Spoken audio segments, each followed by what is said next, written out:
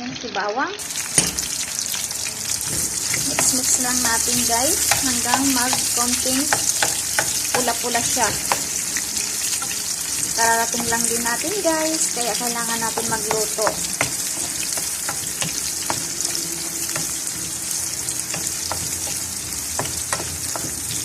Ito yung ating sahog.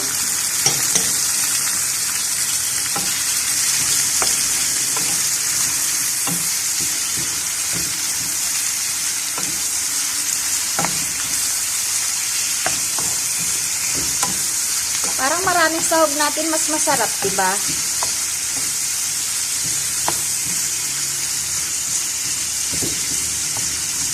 Lagyan natin ang ating black pepper at konting patis at konting asin guys.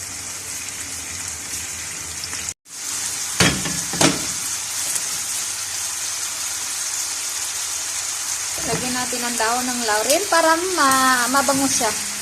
Naamoy ko na guys. Sahog pa lang yan guys. Lulutuin lang muna natin na maayos yung sahog. Pinakuluan ko naman yan kaya hindi masyadong matagal na oras ang gagawin natin. And then guys, ilalagay natin yung kamatis natin para maluto ng maayos.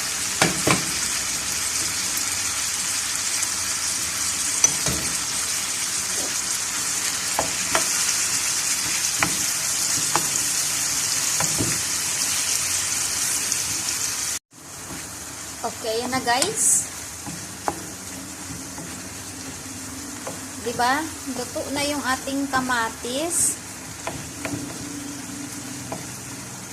Ini-mix natin guys, ilalagay yung ating ampalaya.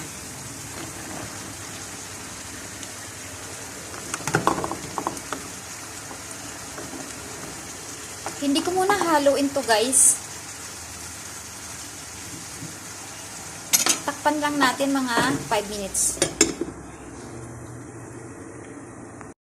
Yan, haluin na natin.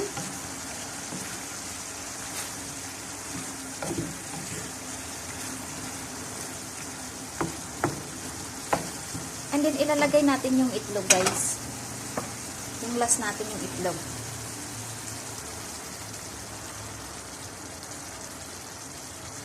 Huwag mo nang hahaluin yung itlog para hindi siya durog na durog guys. Takpan lang natin mga 2 minutes. Diba? Nakita nyo guys, hindi siya nadurog. Saka natin hahaluin ng dahan-dahan. And then, done yung ating ampalaya.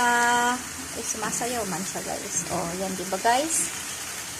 Okay, kakain na tayo guys. Sana samahan nyo ako sa pagkain.